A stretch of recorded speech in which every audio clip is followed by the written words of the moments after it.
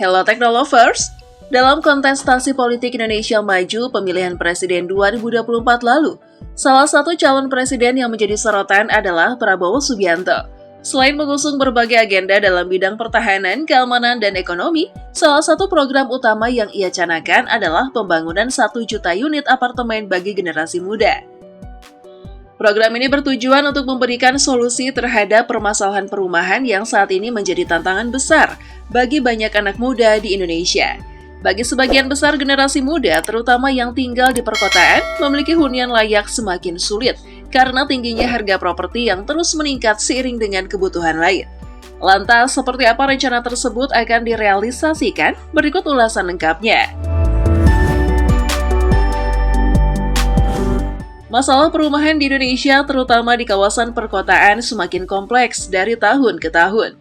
Urbanisasi yang pesat telah memicu peningkatan permintaan akan hunian, sementara pasokan tidak selalu memadai, terutama untuk hunian yang terjangkau bagi masyarakat kelas menengah ke bawah. Anak muda khususnya, generasi milenial dan generasi Z, menghadapi tantangan besar untuk memiliki hunian sendiri. Harga rumah yang terus naik, keterbatasan lahan, dan biaya hidup yang tinggi menjadi faktor penghambat utama. Menurut data dari Badan Pusat Statistik atau BPS, kebutuhan rumah atau backlog perumahan di Indonesia mencapai sekitar 12,75 juta unit pada tahun 2021. Backlog ini menunjukkan bahwa banyak orang, termasuk anak muda, belum memiliki hunian yang layak. Pada saat yang sama, harga properti di kawasan perkotaan terus meningkat. Di Jakarta misalnya, harga tanah dan rumah sudah mencapai tingkat yang sangat tinggi, membuat generasi muda kesulitan untuk mendapatkan akses properti yang terjangkau. Tingginya harga properti menjadi masalah besar, terutama bagi mereka yang baru memulai karir.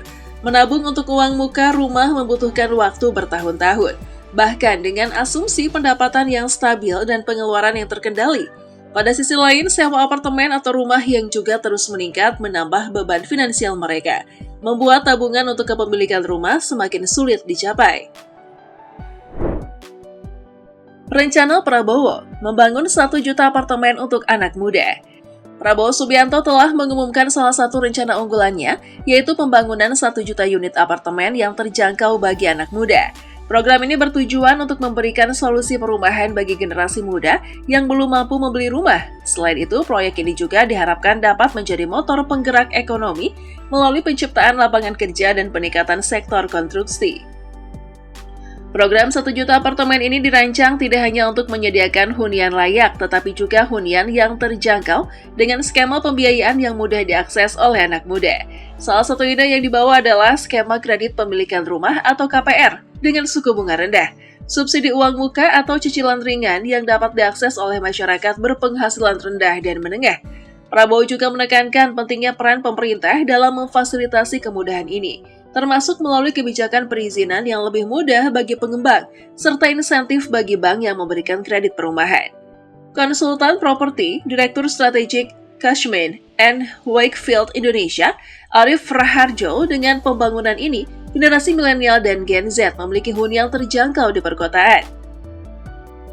Program pembangunan 1 juta apartemen per tahun di perkotaan dari Presiden terpilih Prabowo Subianto, Wakil Presiden terpilih Gibran Rakabuming Raka dapat membantu generasi milenial dan Gen Z memiliki hunian terjangkau di perkotaan, kata Arif Rabu 16 Oktober 2024. Skema pembiayaan yang direncanakan. Pembiayaan merupakan salah satu komponen kunci dalam program ini. Prabowo menyadari bahwa untuk merealisasikan program 1 juta apartemen ini, diperlukan mekanisme pembiayaan yang inovatif dan berkelanjutan. Salah satu opsi yang diusulkan adalah skema KPR dengan bunga rendah yang dapat diakses oleh anak muda dengan pendapatan menengah. Selain itu, Prabowo juga merencanakan program subsidi uang muka, di mana pemerintah akan membantu meringankan beban uang muka pembelian apartemen bagi mereka yang memenuhi kriteria tertentu. Selain itu, ada potensi kerjasama antara pemerintah, pengembang swasta, dan lembaga keuangan dalam hal pembiayaan. Pemerintah dapat menyediakan tanah atau memberi insentif pajak kepada pengembang, sementara bank dan lembaga keuangan dapat menawarkan produk KPR dengan bunga yang lebih kompetitif. Dengan demikian, generasi muda bisa lebih mudah memiliki apartemen tanpa harus menunggu bertahun-tahun untuk menabung. Lokasi dan ketersediaan lahan. Salah satu aspek penting dalam rencana pembangunan ini adalah lokasi apartemen. Menurut Prabowo, apartemen-apartemen ini akan dibangun di area strategis yang dekat dengan pusat aktivitas ekonomi dan industri. Ini bertujuan untuk memudahkan akses ke tempat kerja, pendidikan, dan fasilitas publik lainnya, sehingga penghuni apartemen dapat menikmati kualitas hidup yang lebih baik tanpa harus mengeluarkan biaya tinggi untuk transportasi. Namun, tantangan yang dihadapi dalam realisasi proyek ini adalah ketersediaan lahan, terutama di kota-kota besar seperti Jakarta, Surabaya, dan Bandung. Pertumbuhan penduduk yang cepat dan terbatasnya lahan membuat harga tanah di kota-kota besar sangat mahal. Oleh karena itu, salah satu solusi yang bisa diambil adalah memanfaatkan lahan-lahan milik negara yang saat ini belum optimal digunakan, atau memanfaatkan area pinggiran kota yang masih memiliki lahan luas, namun tetap terhubung dengan fasilitas transportasi umum. Dampak ekonomi dan sosial. Program pembangunan 1 juta apartemen ini tidak hanya ditujukan untuk menyelesaikan masalah perumahan, tetapi juga diharapkan memberikan dampak positif bagi ekonomi secara keseluruhan. Sektor konstruksi akan menjadi salah satu penerima manfaat terbesar dari proyek ini. Pembangunan apartemen dalam skala besar membutuhkan material konstruksi, tenaga kerja, serta teknologi pembangunan yang akan mendorong pertumbuhan di sektor-sektor terkait. Selain itu, sektor perbankan dan keuangan juga akan merasakan dampaknya melalui peningkatan permintaan untuk produk KPR dan layanan keuangan terkait. Peningkatan kepemilikan rumah di kalangan anak muda juga dapat memicu perputaran ekonomi yang lebih besar melalui peningkatan konsumsi barang-barang rumah tangga seperti perabotan dan peralatan elektronik. Dari sisi sosial, program ini juga diharapkan dapat membantu mengurangi kesenjangan sosial antara mereka yang mampu membeli rumah dengan yang tidak. Hunian layak dengan harga terjangkau bisa membantu meningkatkan kualitas hidup anak muda dan menciptakan rasa stabilitas yang baik. Dengan hunian yang terjangkau, generasi muda tidak perlu menghabiskan sebagian besar pendapatan mereka hanya untuk biaya sewa, sehingga mereka bisa lebih berfokus pada investasi masa depan dan perencanaan keuangan jangka panjang.